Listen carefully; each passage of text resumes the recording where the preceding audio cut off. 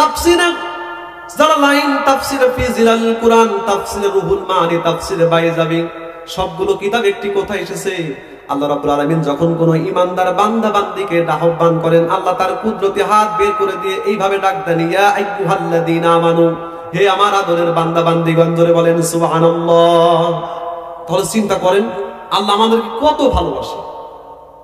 আল্লাহ তাআলা বলেন, ইয়া আইয়ুহাল্লাযীনা আমানু, ও হে যারা ঈমান এনেছো, উদখুলু ফিস সিলমি কাফা, হে আমার ঈমানদার বান্দা বান্দীগণ, তোমরা ইসলামের মধ্যে পরিপূর্ণ দাখিল হয়ে যাও, প্রবেশ করো। কথা বলেন ঠিক কিনা?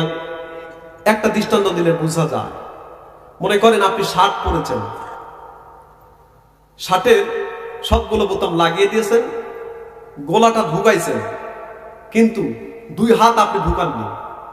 এই শার্ট যদি আপনি এভাবে পরেন, তাহলে মানুষ আপনাকে কি বলবে? কথা বলেন না কেন? কি বলবে? পাগল বলবে। ঠিক না ভাই? ঠিক।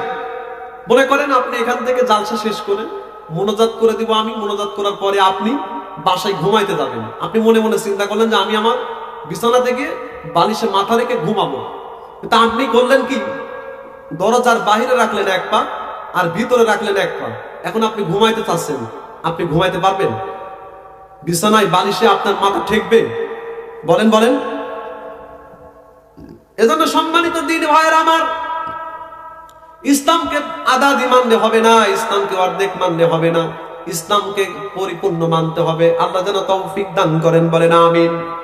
আল্লাহ তাআলা বলেন, ওয়ালা সাবধান তাত্তাবিউ খুতুওয়াতিশ শাইতান, হে আমার ঈমানদার বান্দা বান্দী, তোমরা সাবধান হয়ে যাও, শয়তানের কোন পথকে তোমরা অনুসরণ করবা না। করা যাবে?